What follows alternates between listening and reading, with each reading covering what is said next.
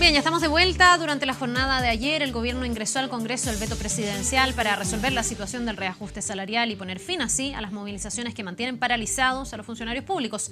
Pero la moción fue rechazada por los diputados y hoy continúa el paro en el sector por tercera semana consecutiva ya. Vamos a analizar esta situación con el diputado del Partido Comunista, Lautaro Carmona, con quien tomamos contacto a esta hora de la mañana. Diputado, muchísimas gracias y muy buenos días.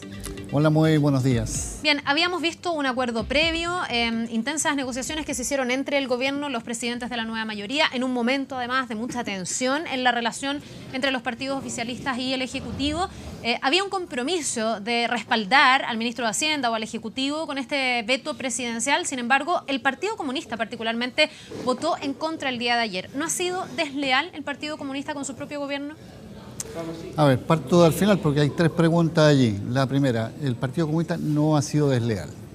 Lo segundo, los acuerdos previos de la nueva mayoría incluye que los 7 partidos y movimientos coincidan. Y el Partido Comunista hizo el punto la noche anterior de que, dadas las cosas como estaban, no comprometía cuál iba a ser la decisión de la bancada del Partido Comunista hasta que no nos reuniéramos como bancada. Luego hicimos la reunión. Tuvimos diálogo con ministros, nos encontramos con el ministro Izaguirre inclusive, insistimos en el tema que era por lo demás bastante menor, pero no hubo disposición a acoger algo que mostraba incluso la grandeza de los trabajadores de estar dispuestos. Si se garantizaba, cualquiera fuera el IPC, que sobre el IPC iba a haber a lo menos un 0,3% de reajuste real, iban a validar, digamos, a respaldar que se aprobara aquello. Fuimos insistentes, dijimos esto es bueno que se explicite, no hubo caso. Entonces, eso es lo segundo. Lo tercero, para mí es lamentable, muy lamentable que después de tanto tiempo, porque digo tanto tiempo, esta negociación sabe cuándo partió, apenas se aprobó el reajuste del año pasado. Todos sabían que llegaríamos nuevamente al 1 de diciembre. Y sin embargo se dilataron, no se le dio importancia a los diálogos que había que tener. Y diálogo es bidireccional. Diálogo no es comunicar lo que yo voy a hacer y los demás deben acoger. Para eso hoy día el mundo es moderno y tiene internet. Diputado. Y podríamos mandar un comunicado a través de un correo electrónico. No, necesitamos que se dialogue. Y desde esa perspectiva el Partido Comunista ha actuado. Primero, con códigos que tiene el gobierno, preocupación por los trabajadores. Eso no es propiedad del Partido Comunista, sino del gobierno.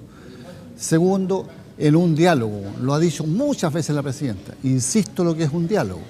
Y tercero, yo creo que asumir que el rechazo tiene que ver con una bancada que tiene 6 parlamentarios y sin embargo hubieron 20 parlamentarios de la nueva mayoría que votaron en contra, entre los cuales en una bancada hay más de 6. O sea, diputado, usted dice que esto no es culpa del Partido Comunista, el rechazo. Pero en absoluto, ¿cómo va a ser culpa del Partido Comunista que no sea el no haber sido capaz de escuchar a los trabajadores? El Partido Comunista, la posición que tomó a través del voto e incluso en la intervención que yo mismo representé a la bancada, se la hizo saber antes de hacerla al ministro, en este caso Izaguirre, que asumo yo y tenía que compartirla con el otro ministro que estaba en la sala. Es decir, estaba informado del gobierno. Diputado, ¿y por qué le están traspasando entonces la responsabilidad al Partido Comunista? No solo desde el gobierno, recién el ministro Valdés, sin referirse en profundidad al tema, habla de una bancada que finalmente rechaza el proyecto. El día de ayer también escuché, por ejemplo, a la presidenta del Partido Socialista, Isabel Allende, diciendo lo que más llama la atención es que una bancada completa, incluido su presidente, en este caso estamos hablando de Guillermo Tellieri del Partido Comunista, hayan votado en contra de este acuerdo que estaba comprometido con el gobierno. ¿Por qué les están traspasando a ustedes la responsabilidad? Si usted me dice, no es responsabilidad del Partido Comunista. A ver, yo quisiera, digamos, que cada máximo dirigente de partido político asuma qué pasó con su respectiva bancada. Porque tenemos un problema que sean 6, sean 3 o sean 2. Es una posición frente a un debate. Y si alguien va a descalificar y va a invalidar la condición parlamentaria que tienen aquellos que también votaron, o van a asignarle al Partido Comunista una posición, una forma cómoda de asumir un tema crítico, un tema no fácil, un tema que afecta a los trabajadores, y de esa manera la gente está aburrida de una forma de hacer política donde la gente no asume su responsabilidad. Entonces, cada uno es lo suyo. Nosotros respondemos por nuestra bancada. Y en lo que se refiere a nuestra bancada, que son 6, lo dijimos, insistimos, incluso muchas insinuaciones que alteraban esto.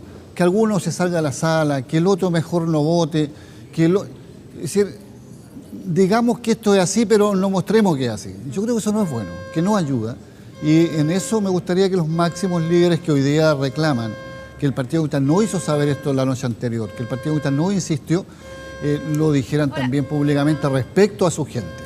¿Usted cree efectivamente que el gobierno está en condiciones de hacer un esfuerzo mayor? Porque aquí primero se presenta el reajuste, se subió un poco respecto de la propuesta inicial, se llega al 3,2, se manda el proyecto.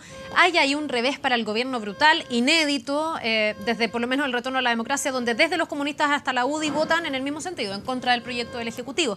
Se insiste con este veto presidencial, se mantiene el guarismo, pero se hacen, entiendo, algunas modificaciones y mejoras a través del bono de término de conflicto, un bono en 3 tramos y otras cosas que podrían de alguna manera mejorar la propuesta.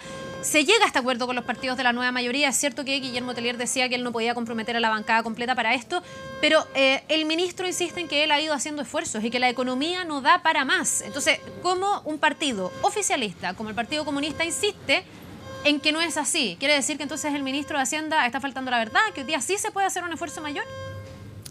O puede ser, digamos, que el ministro de Hacienda, que tiene las cosas tan claras, que es el que tiene toda la información, le falta un poquito más de disposición de tratar de entregar información para convencer, persuadir, demostrar, no solo en este caso el Partido Comunista, sino con los trabajadores, que para nosotros es lo más importante. O sea, y yo creo que vuelvo a lo mismo.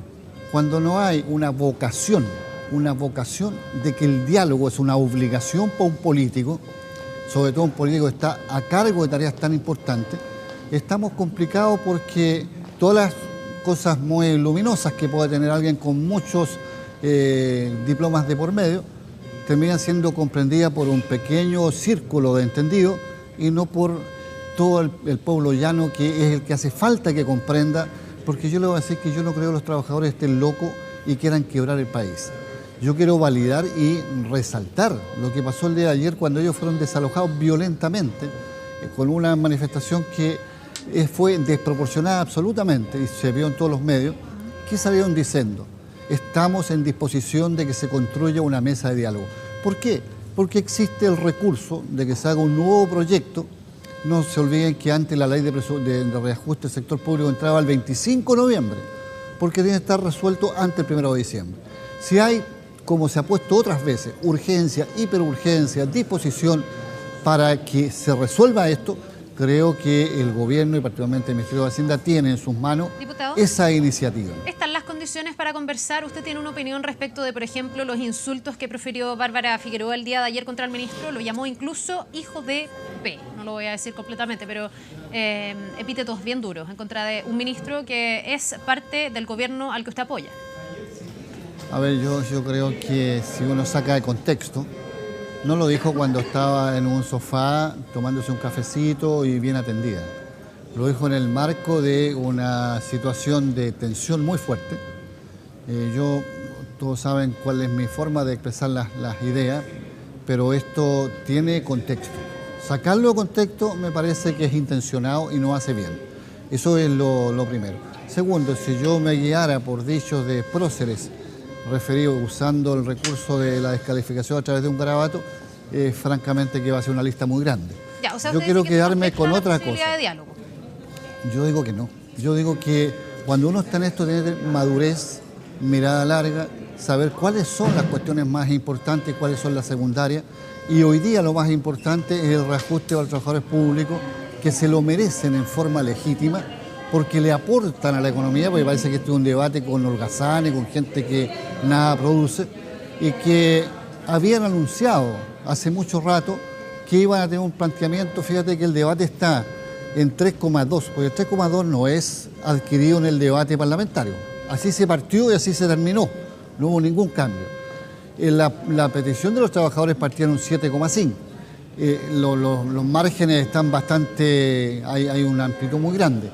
Si hay disposición a que eso se mueva, que recoja en alguna medida un planteamiento que tienen los trabajadores públicos, van a haber condiciones para que se avance por la vía de enviar un proyecto de ley.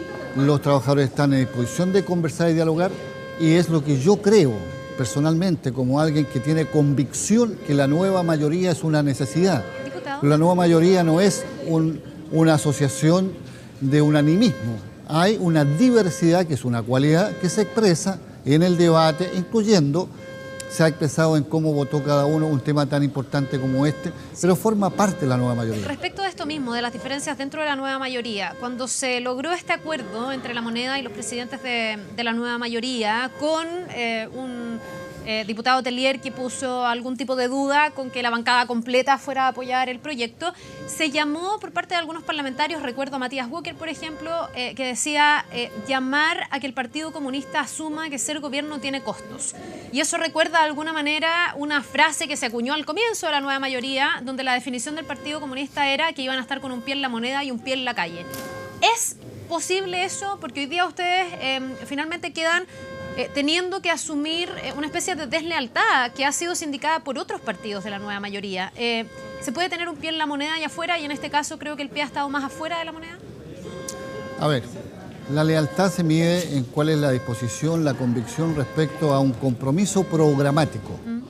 Si usted me advierte una sola cosa, que desde el punto de vista programático el Partido Comunista haya virado hacia otro lado y haya traicionado ese compromiso programático, podría entrar a discutir si eso obedeció a alguna razón o no para que se hable de lealtad. El Partido Comunista, más allá de la lealtad, tiene una coincidencia absoluta respecto a lo que es ese programa, a quien es el líder de ese programa, que es la presidenta Bachelet, y lo ha demostrado hasta no solo el cansancio, sino hasta mostrar que eso es un valor. Diputado, y así lo hicimos. tanto, Lo segundo, cuando alguien nos llama a que debemos tener en cuenta lo que significa gobernar, le voy a decir, digamos, que no está en nuestra parte ni por clima ni por nada, ni congelarnos ni descongelarnos. Entonces, cuidado. Y tercero, respecto a que el Partido Comunista no habría cumplido compromisos que tiene, y que tiene una disociación entre la calle y la moneda.